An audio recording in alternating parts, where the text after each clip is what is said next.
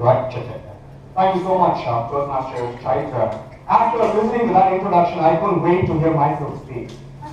I'm just joking, just kidding. When I walked into Oracle today, I was told there's pictures of me all over the place. Now, I wasn't sure whether I should be worried or happy.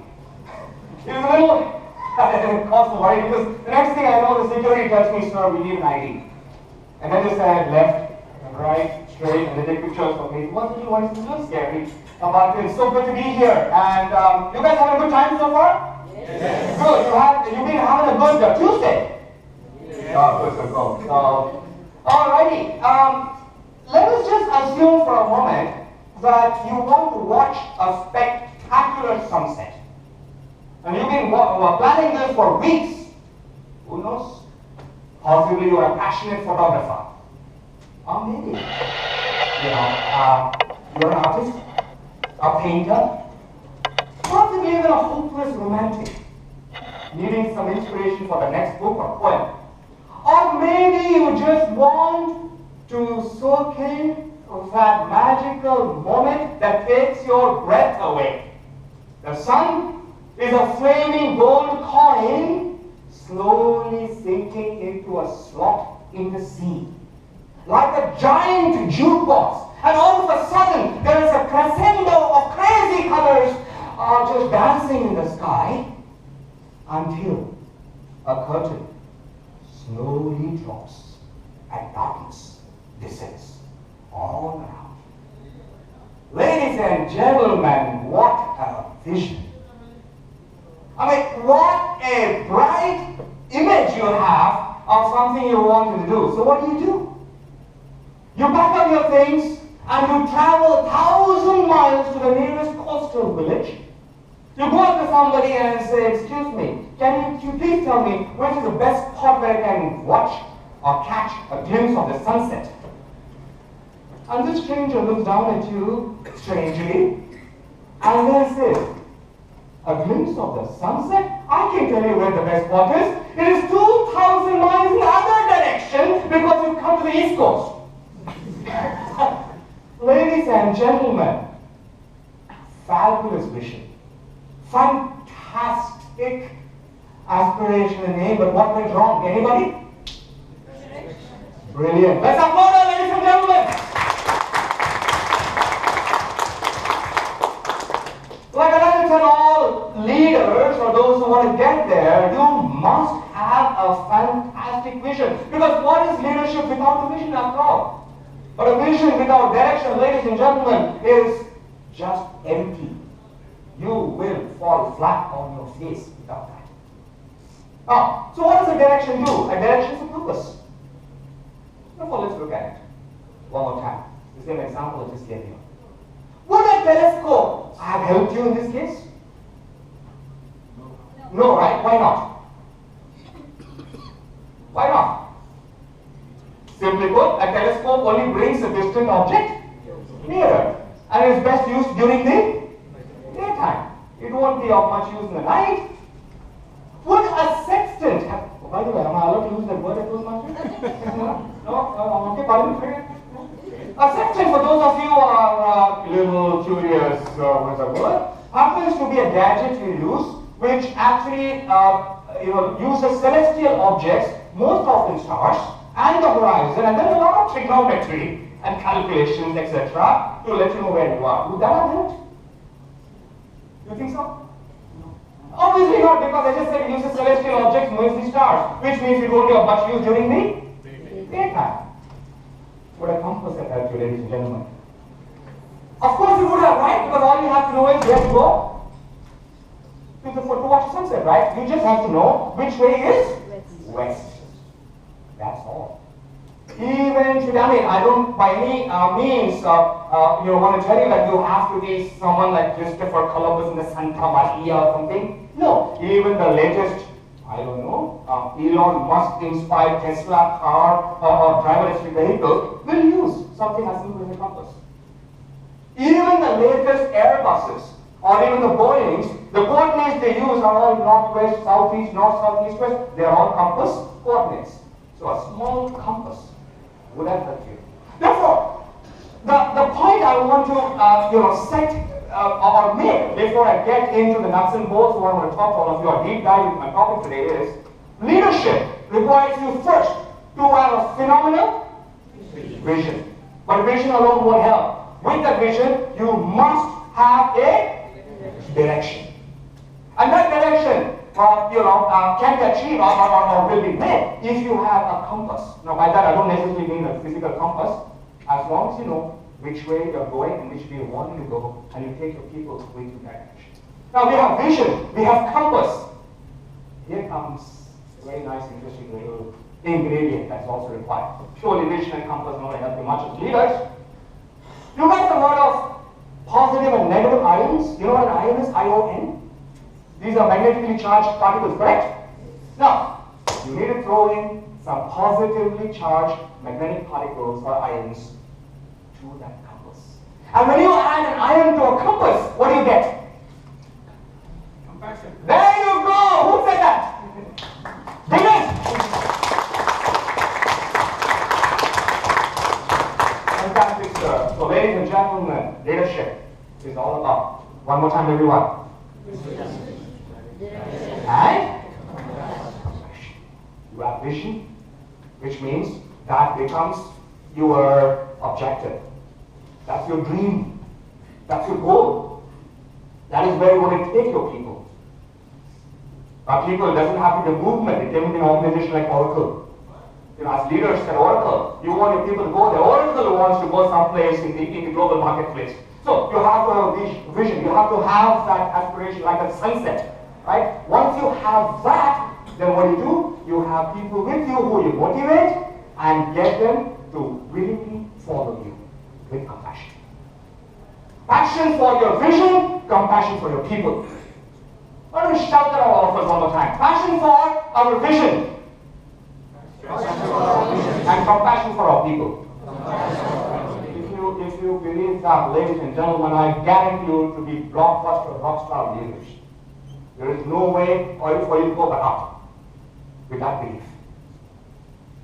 Right? So, I spent some time yesterday reflecting on this whole thing about your Oracle Toastmasters team has introduced me as someone who's going to talk about ultimate leadership. So I was referring to this word ultimate leadership and I realized, well, what is leadership? I already told you about vision, we talked about the compass and compassion, etc. But something interesting struck me. So that's probably the reason I was tossing and turning all night. Well, most of the night anyways. Yeah? And I thought, leadership.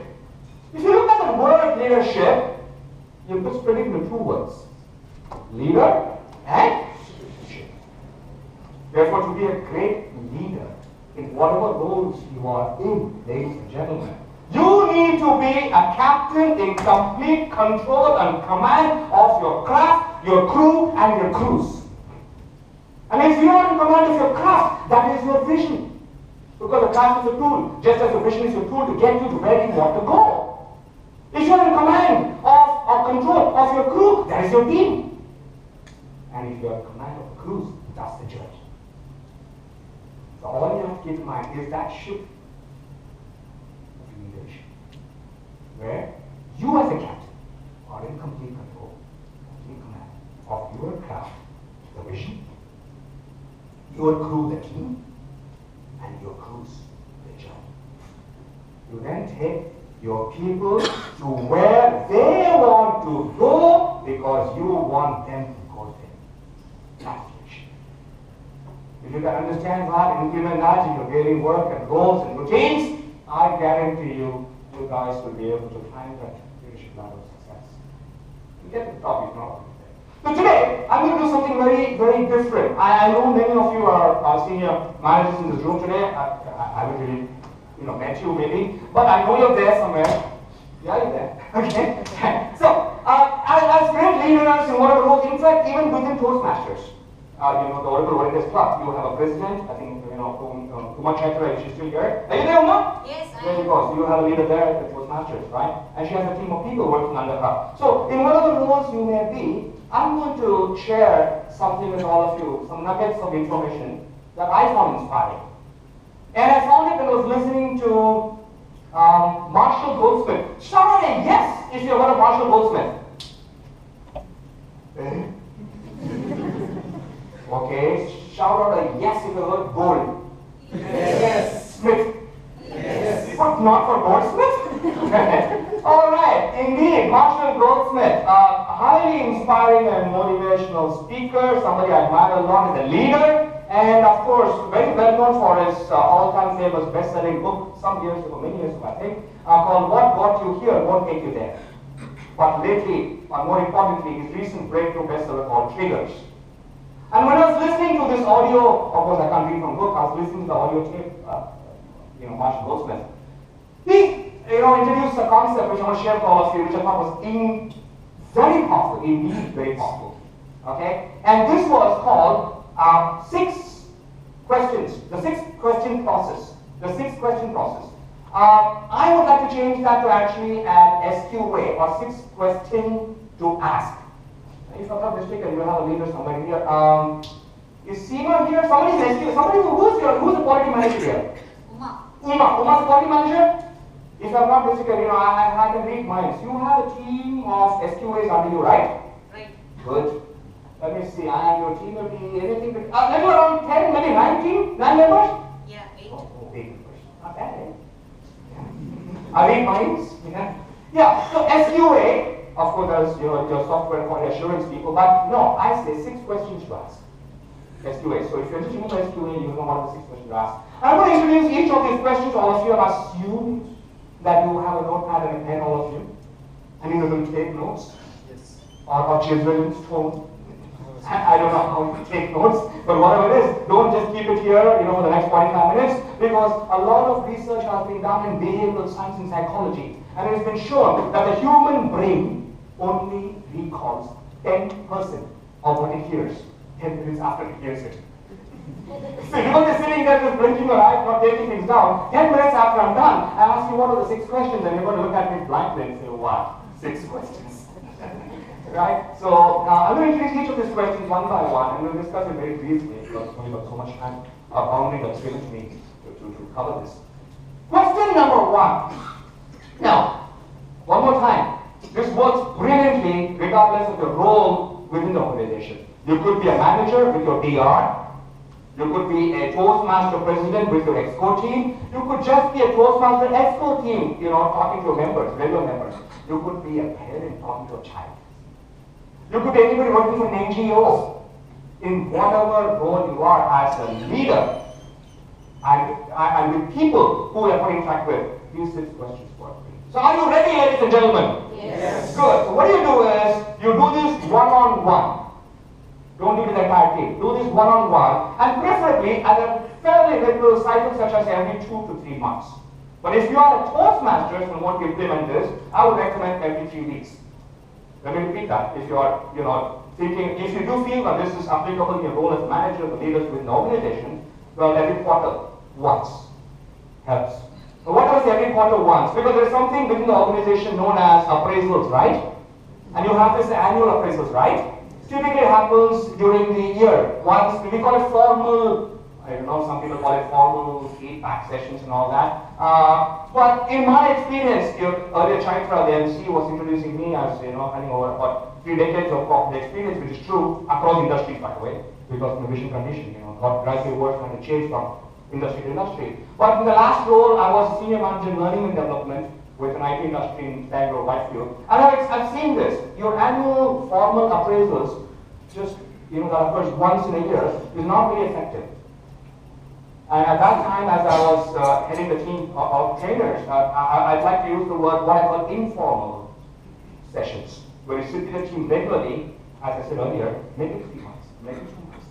Even more frequently have something called, chai or charcha if you like. The coffee shop just outside and have a session. But here's it. So the first question you ask is, you look at this person in the eye, the person reporting to you, and you ask, where do you think we are going? That's question number 1. I'll repeat it. By the way, at any point in time, any of you missed what I said, please don't remain as quiet as a mouse in the house. As not as I'm talking about. Just have to say, shout out, Jai. One more time, I'll control all delete restart, so no problem. So, where do you think we are going? Ask that question. Alright? Now, let me throw this now open for a few minutes to the audience. Why is this powerful? And what do you achieve by asking this question? Can I get some random answers from various people here? Where do you think we are going? How does it help you asking this question? Know the destiny. Very good. So can you just shout out your name and give me the answer? So I just get familiar with people here. Yeah. Mamta. Mamta, yes, sure. That question helps you? Yeah. The question helps you because? I said destiny. You said, what does it mean? What do you mean destiny? To know where we are going. Yeah. To the Now, place. how does it help you to get that from your reporting? To stay focused on our vision, basically what is trying to achieve. Very true. Okay. So you have a I want names, please. Yeah.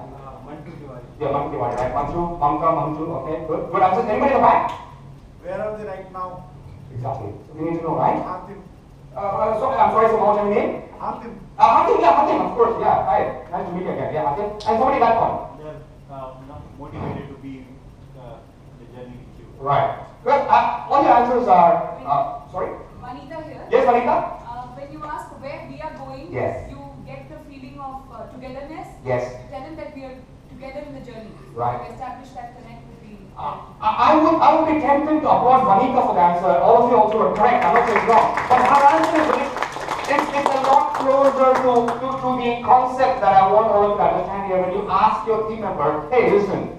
Deepak here. Yes, Deepak?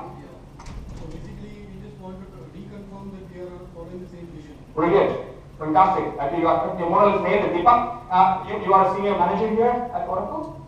Yes. You do have team members reporting to you, right? DRs.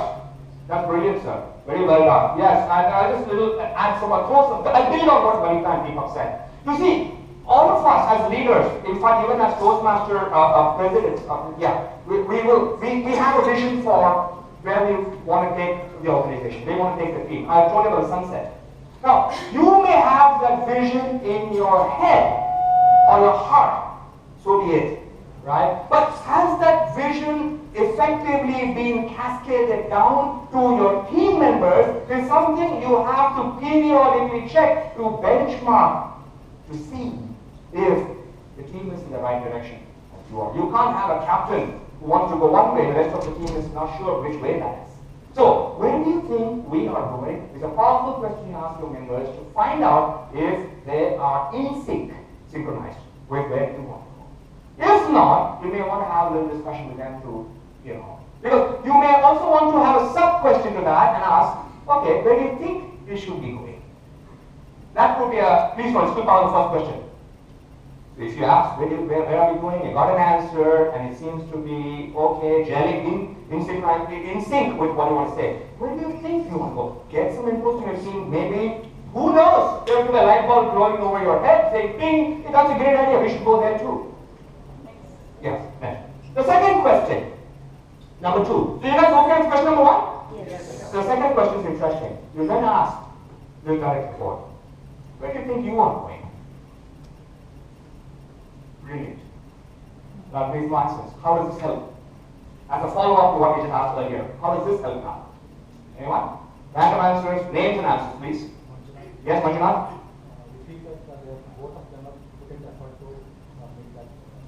Good. So it's a collaborative, right? Well done, Manjunath. That's a great word. Collaborative effort. It's very important that, let's support it, by the way. Good. Collaborative. There is no derailment happening here. We are all on track. Both of you on track. But I want some more clarity on that. Anybody in the back? Please be sure. To make sure that both the employee and the organization are in alignment of the vision. Your name, please. Gayatri. Yes.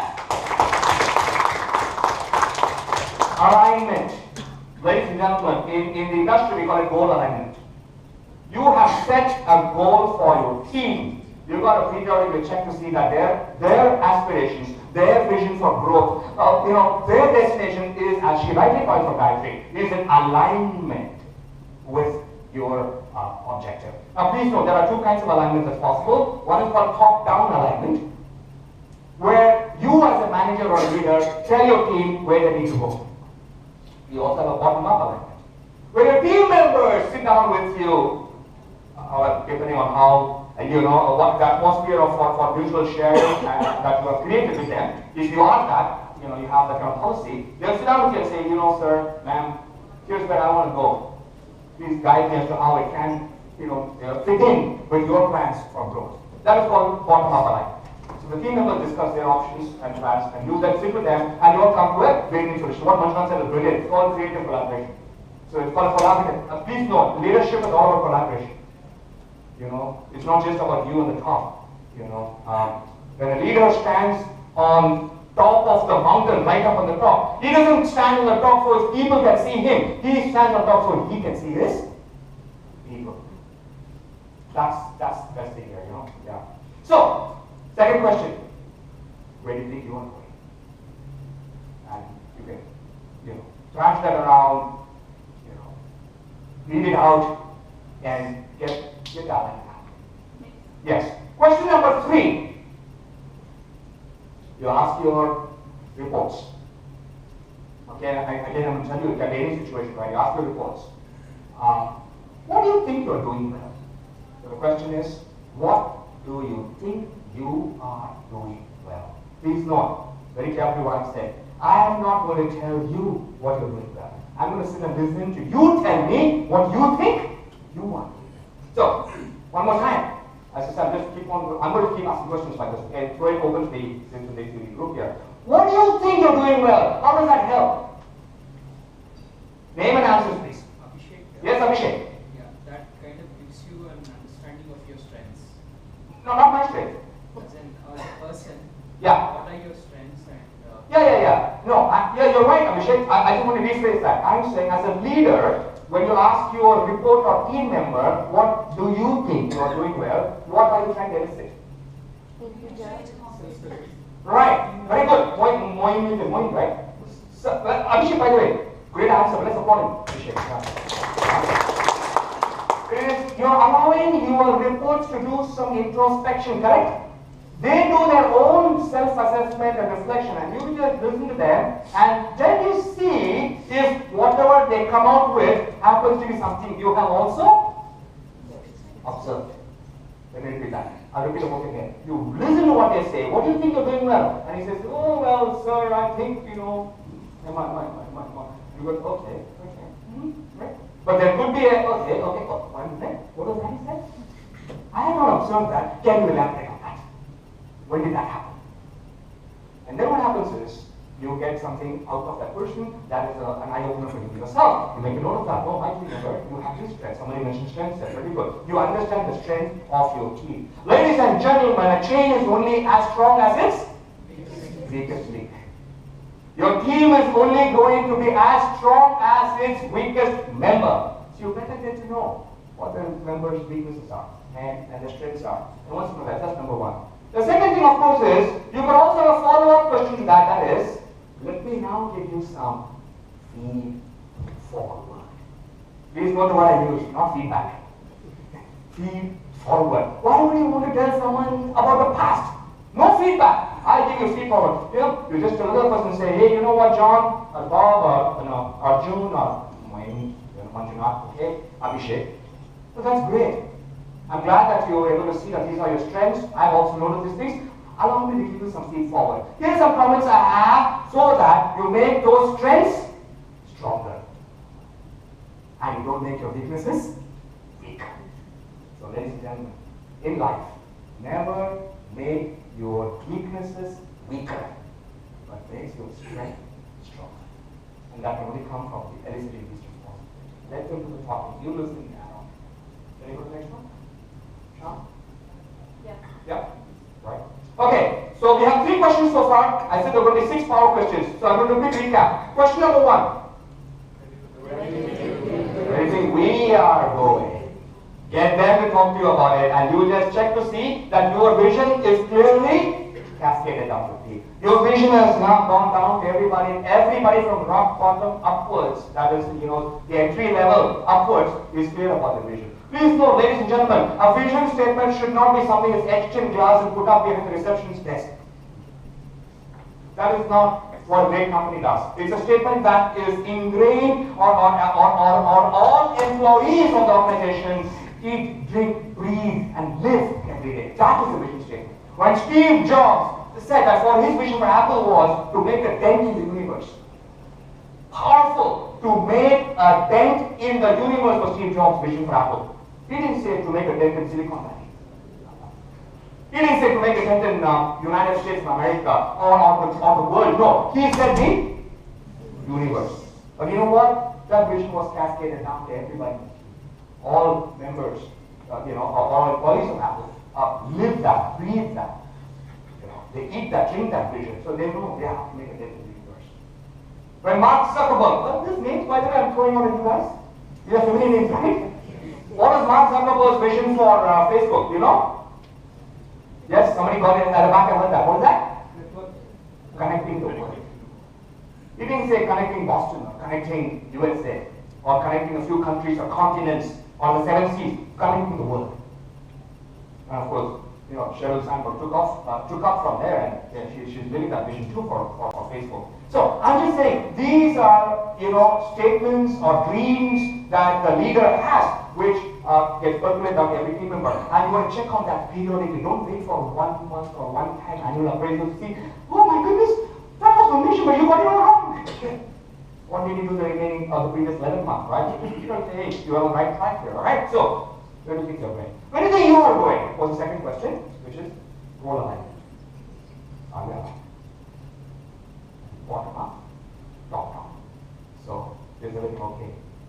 Creative collaboration. Mutual collaboration and cooperation. So, let me repeat that. Mutual collaboration, cooperation. Question number 3. What do you think What do you think you are doing now? What do you think you're doing? Let me hear it. Have you ever spent some time reflecting on this? Did you spend some time doing some deep thought introspection? Let me know.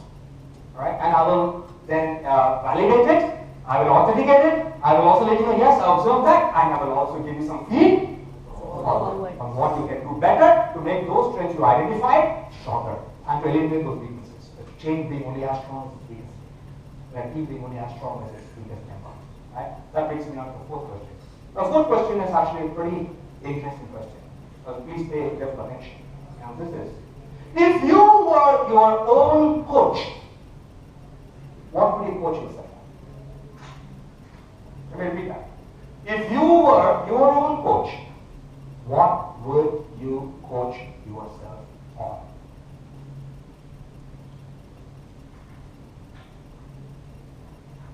Very interesting, very powerful, high impact question. But just reflect on that and give me some time here. And why is this interesting? Why is this an impact question? Why is it powerful? Yes, sir. Karthik. Yes, Karthik. It shows empathy and how well you fit the crew that you have. Very good. The crew. I like the word. I like the fact that you're using the ship analogy here. Crew. Well done, Karthik. Did you say career or crew? Crew. The crew. Yeah, I said the crew. Yeah, I like it. Because we talked about, remember, the craft, the crew, and the cruise. Yeah. So you're looking at, if you want to coach yourself, yes, she's right. We have to show a little bit of empathy. Please no, not sympathy. Empathy. Right. And in the back, somebody. This is Harsha. Yes, Asha. Probably this is to check the person is aware of his own weaknesses. Not just weaknesses. What else? If he needs help, Exactly. Who said that? Who said if he needs help? then Rangaprasad. Rangaprasad, big hand for him. Asha, I got it wrong, right? Your thinking is correct, but I wanted that word. That's brilliant, sir, Rangaprasad. You are checking to see if your team member needs any help. Because after all, what is a coach? A coach is somebody who's like a mentor, right? There are, of course, you look at the nitty-gritty, if you didn't think of the exact meaning, there are some differences, but look at it as a mentor, a guide, a coach. A coach wants to know if his member or team needs help. Which brings me to the next question, which automatically flows from that. The next question is question number 5. How can I help? Beautiful. How can I help? So let your team members, your direct reports come up with, if I have to coach myself, here is what I would coach me on. You listen to that, you take your notes, do a little analysis, and then, right, good. How do I help you now? Or how can I help you reach that situation? That's a very straightforward question. Which leaves us with the 6th question. Of those power questions you asked. The 6th question process. Right? I said SQA, 6 questions to ask SQA. The 6th question is, do you have any feedback for me and let me know, I as a manager or a leader of your team, what can I do better to support you? So the question is, what feedback do you have for me where I can do something better to support you? Please note, there is a small difference between this and the previous question. How can I help was in response to the direct report or your team telling you? Yes, correct? This is where you ask for feedback. Remember this earlier, there was something called feed forward. You give it to your team members. You just let them look back at you and say, what can I do better? I can do anything. And by the way, these are one-on-one sessions, huh? Don't have this in a big group or a team, nobody's going to say anything. If you as a manager, you're just going to tell a big group of people, what can I do better? Everybody's about Appeals from the corner, say, my head is on the line here, and I won't say anything. No, do it one-on-one. Be nice about it. Have a nice, comfortable, relaxed atmosphere. Have a cup of coffee with you. What can I do better to support you? Please note, be very careful with the wording, ladies and gentlemen. I am not as a leader or manager asking my team member, am I a good manager? What can I do to become a better manager? No. You always clearly indicate to your team that you feel you are doing a good job, and what can I do? Better. Use the word better. What can I do better to support you? Let the person say. Now, please note, the answer could be many things. It could be emotional support the person needs. Or it could be something like, I want better infrastructure. Maybe I want, better acknowledgement, recognition for the work. Whatever it may be, don't dispute it. Right? I'm not saying everything that people tell you has to be accepted or rejected. You just accept it. You just listen to it, track it. And then, of course, you will have as a manager your own observations and what could be considered, what could be put aside for now, what could be implemented later. Doesn't matter. Don't reject anything outright in a discussion. Now, if you follow this, therefore, ladies and gentlemen, the 6 questions, as I asked 6 questions to ask S2A, you will, I guarantee you, as Marshall Goldsmith says, that he has worked with the top CEOs of the top, Fortune 500 companies in the world, and he said it's worked 6 times out of 6, 10 times out of 10. You follow this technique with your team members, whether it is, within your Toastmasters team, whether it's within your business unit at Oracle, or as an organization overall, or, as a parent to a child, you can still tweak some of this question a bit, but approach it as it is. As I just discussed with you, you find that you get results you want. You become a good leader. You become a captain in control and command of your craft, your crews. You have a great vision. That stunning sunset I spoke about, and you will go to the west, not the east if it's a sunset, because you have a compass. Right? You're in the right direction. Your team is with you, and you will all enjoy that success together. Please note the greatest, one of the greatest, one of the greatest signs of a great leader. So the qualities of a great leader is somebody who pushes his team forward in times of success and celebration, but steps to the front in times of adversity. Please note, ladies and gentlemen, that in times of celebration, your team will know, or you will know who your team is, but in times of adversity, your team will know who the leader is. Let me repeat that. In times of celebration, you will know who your team is, because they work with you for that. But in times of adversity, your team will know who the leader is. If you can remember these little nuggets that I shared with you, and take your team on this amazing cruise, whatever it may be, I'm sure you'll find the journey to be enthralling, you'll find it exciting, and overall I think you'll find it increasingly fulfilling.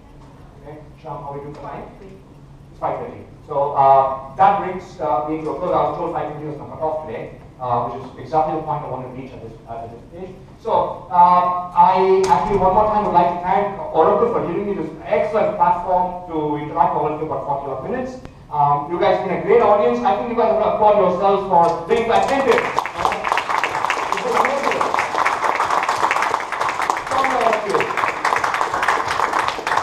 And yes, if you have dreams, please dream big, because you never know. Life can be too short sometimes to play small with our bigness. Thank you.